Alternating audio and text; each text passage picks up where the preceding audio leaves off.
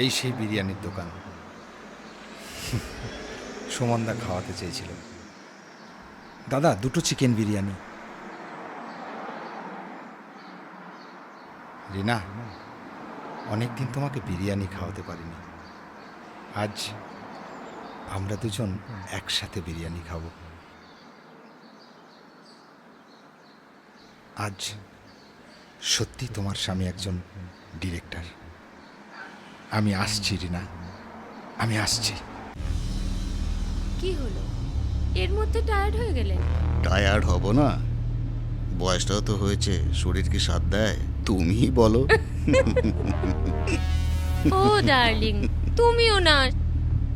কি যে বলো তুমি। আচ্ছা বেশ, তুমি এবার একটু রেস্ট নাও। রেস্টের আর কি আছে।